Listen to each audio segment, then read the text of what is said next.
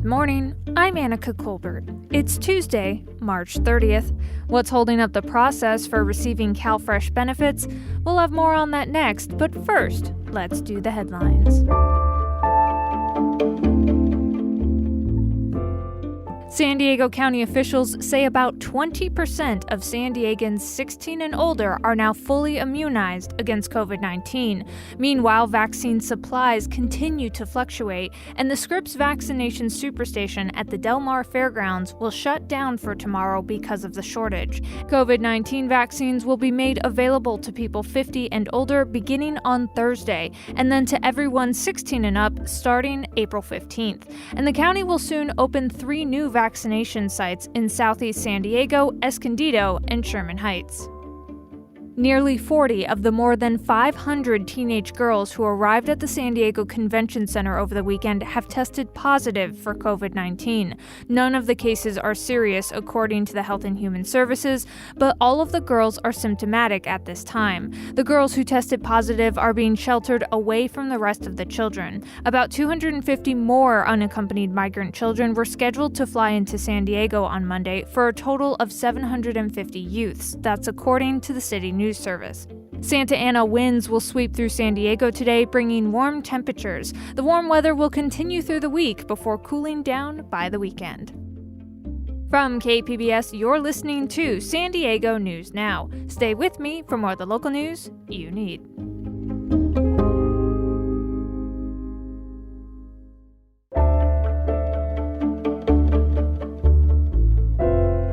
Thousands of people across the county get CalFresh, commonly known as food stamps, to help them buy food. But KPBS investigative reporter Claire Tregesser says the program regularly pushes out people who are still eligible for the extra money. Pescado.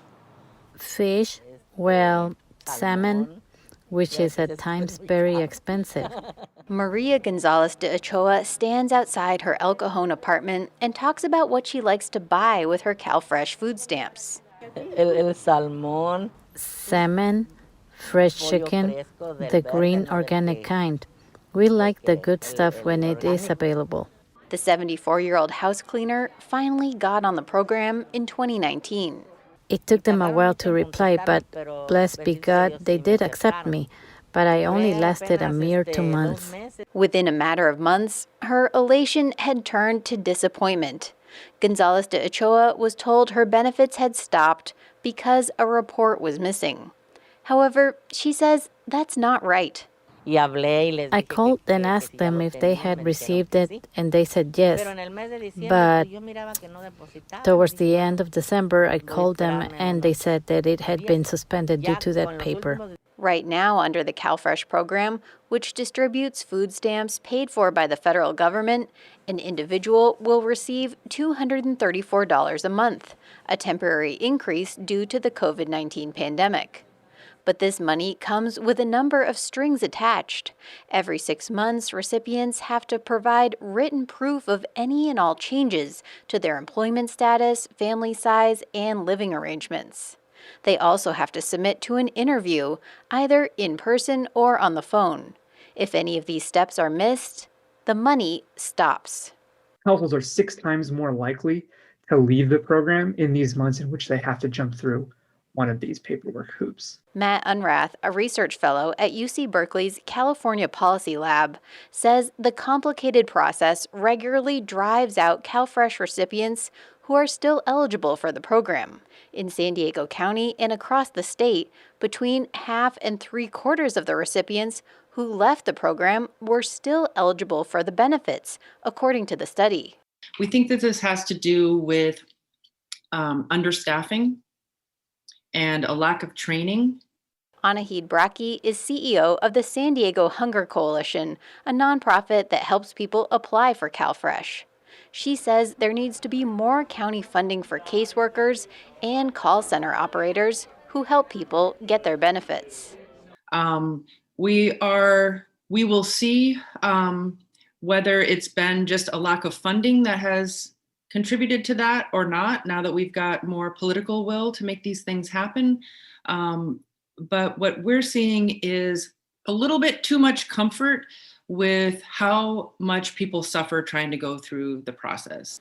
San Diego County is doing what it can to help recipients, says Rick Wayne, the county's director for self-sufficiency programs. We do send it to them by mail with instructions on how to complete it and where to send it back. We include an envelope with free postage on it. We also send all of our customers a text message reminder when their report is due. That message also has a link where the customer can actually complete it electronically. But he says some people stop their benefits while they're still eligible because of, quote, individual choice. There have been some temporary changes to the program during COVID-19. For 6 months, no forms were required, and the interview requirement has been suspended, but will likely return in July. Also next year, households with only elderly or disabled individuals who have no earned income will not have to submit forms. But Unrath, the co-author of the Berkeley study, wants more. He says all recipients should only file paperwork once a year. It's going to be cheaper for government because you don't actually have to administer these recertifications as frequently, and it saves households a lot of time and stress. And for the most part, that type of reform would more likely benefit a bunch of eligible households than allow ineligible households to remain enrolled. But that would take an act of Congress. That was KPBS investigative reporter Claire Tregesser.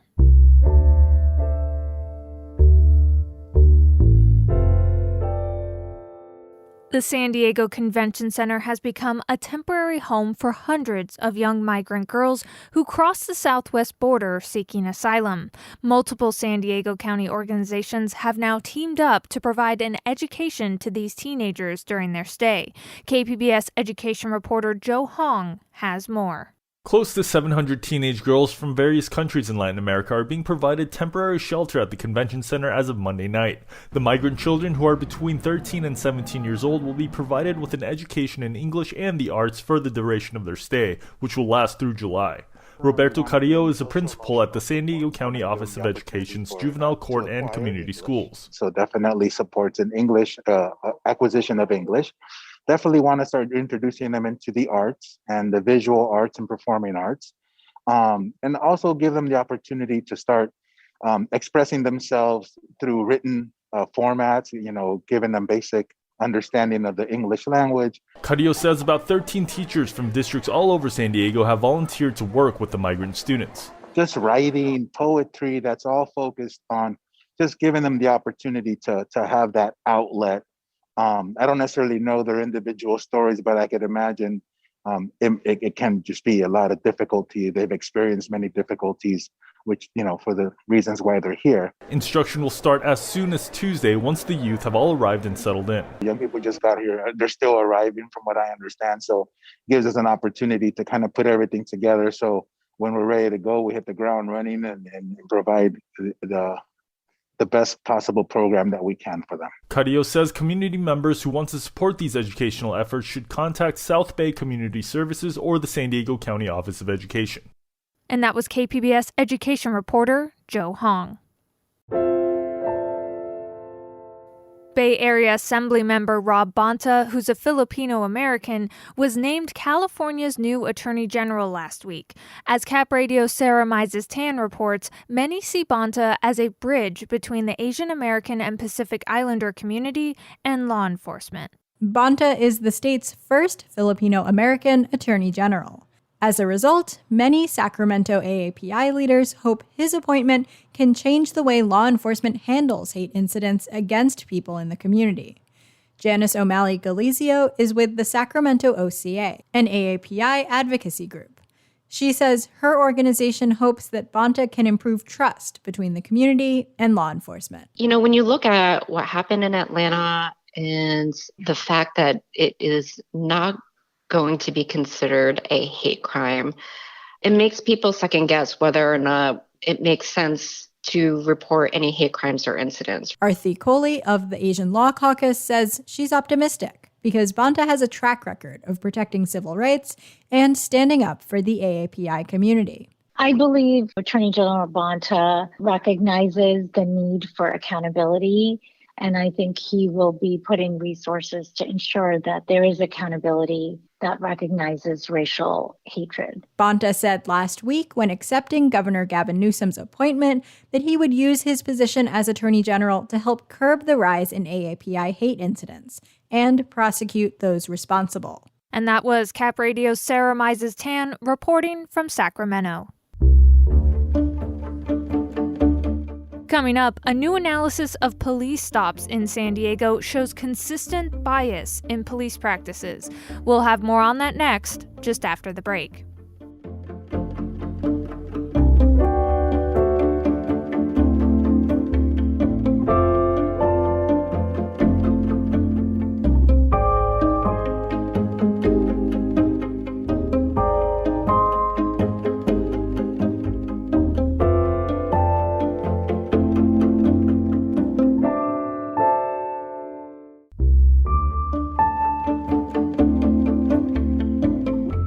The data has been consistent for years. Study after study has revealed police and sheriff's deputies disproportionately target minorities for stops, searches, arrests, and use of force. A new analysis by the San Diego Union Tribune examined nearly 500,000 stops by San Diego police officers and sheriff's deputies between July of 2018 and December of 2020. Lindsay Winkley is a watchdog reporter for the San Diego Union Tribune. She spoke with KPBS Midday Edition host Jade Hindman about the study. So what were the findings, the main findings from your analysis? I think notably, we found that 1 in 5 stops initiated by the San Diego Police Department involved Black people, even though Black individuals make up less than 6% of the city's population. So that's a pretty big gap. San Diego officers were also more likely to use force on minority groups, including Black and Latino people, than whites. Sheriff's deputies were more likely to use force on Native Americans. Both departments searched Black and Native American people at higher rates than whites. And at the Sheriff's Department, those two minority groups were actually less likely to be found with contraband than white people when they were searched. And sort of overall, San Diego police arrested, everybody, Native Americans, Blacks, Pacific Islanders, and Latinos at higher rates than white individuals. And these findings are mirrored statewide as well, right? Yeah, absolutely. These are very much in line with what we have seen at the state level. And to be honest, these are pretty in line with what we see across the country at police departments. What's been the response from the Sheriff's Department and Police Department about this data? Well, I will say that this sort of data doesn't surprise police leaders. This sort of data doesn't really surprise anybody at this point. When you talk to community leaders, when you talk to police leaders, they have access to this. They know what the disparities are. They know that there are disparities across the board. I think when you're talking about the difference in how community activists see this data or experts, and how police departments generally look at this data, it's the cause of the disparity is what's under debate, right? Because community leaders, community activists, experts are very quick to point out that bias, that racism, explicit and implicit, are fueling these disparities. And while police leaders are willing to acknowledge that bias likely plays a role in disparity, which I think is we've really come a long way that police leaders are identifying that as well. But they feel that other factors are more likely fueling disparity at greater levels than officer bias. Here's Sheriff Bill Gore's response from 2019 after data from a Campaign Zero report showed Blacks were twice as likely as whites to be stopped. I'm not saying there isn't a problem. I don't know. Well, and we're going to go out and hire an independent group to come in and look at these statistics. I want to know what the problem is so I can address it if there is a problem. I don't want to go off and just assume because 8% of the stops were African American and only 5% of the population that my deputies are prejudiced. There's maybe, where were these stops? What precinct? What beat? And how many African Americans are in that beat? That was not really covered in this study. And I think if we're going to address a problem, we've got to properly identify the problem.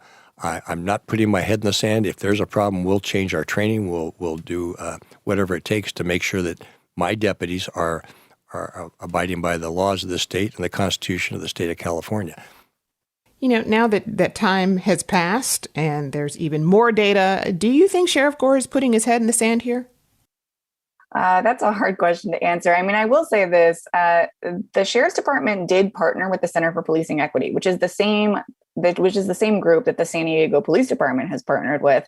And I mean, Center for Policing Equity is known for looking at data and coming up with sort of concrete policy changes that are meant to address disparity. I'll be honest, though, the Sheriff's Department wasn't overly communicative with us about this topic. And so I guess it's hard to say definitively sort of their stance on this. But, when you say that it's hard to know if there's a problem, I mean, disparity is a problem. Disparity affects communities. And whether or not you feel that officer bias is at the root cause of those disparities, that doesn't mean that you shouldn't be committed to making changes. So what's been the response from local organizations about this data, and how do they see this problem being fixed? You've got a couple of groups in San Diego who have been pushing hard for a ban on consent searches. So consent searches are when an officer can ask to search an individual, even if they don't necessarily suspect that there's kind of wrongdoing happening. And research has shown that those sorts of searches are used disproportionately on people of color. We found in our analysis that the San Diego Police Department was more likely to ask to search the Latino population, so within those consent searches, than the white population, despite the fact that the white population was more likely to be found with contraband within consent searches. And so they'd like to see those just kind of go away, or at the very least have much more stringent rules kind of placed on when they can happen. And they also like to see an end to things like pretextual stops. I mean, that's an investigatory tactic that's used by police departments. If they see an individual who they think might match a description of something that they're trying to investigate, they can use like a minor traffic violation to pull that person over and ask more detailed questions. And that's really something that communities would like to see end. But ultimately, those changes are sort of built on the foundation of decreasing the amount of interactions that police and community members have, right? Because we know that these disparities exist because certain populations are just being contacted more often. And in your report, you say, as evidence of disparities persist, some experts argue that minority communities should not have to prove that racial bias is at the root of such discrepancies. Why is that? We know that the history of policing is racist. They were born out of slave patrols. This is something that's not a contested fact really at this point. But I think what that expert was saying, and I think what a lot of people are saying, is that it is difficult to prove, bias beyond the shadow of a doubt within data, right? It's not impossible, but it's difficult. And I think what a lot of experts who study this data professionally, what they say is that the burden of proof should be as equally placed on police departments, if not more so. But beyond that, let's focus on addressing disparities. Let's not get caught in the weeds with, where these disparities come from. Let's acknowledge that disparities impact communities, and let's change that. That was Lindsay Winkley, watchdog reporter for the San Diego Union Tribune, speaking with KPBS Midday Edition host Jade Hindman. And that's it for the podcast today. Be sure to catch KPBS Midday Edition at noon on KPBS Radio, or check out the Midday Edition podcast. You can also watch KPBS Evening Edition at 5 o'clock on KPBS Television. And as always, you can find more San Diego news online at kpbs.org. I'm Annika Colbert. Thanks for listening, and have a great day.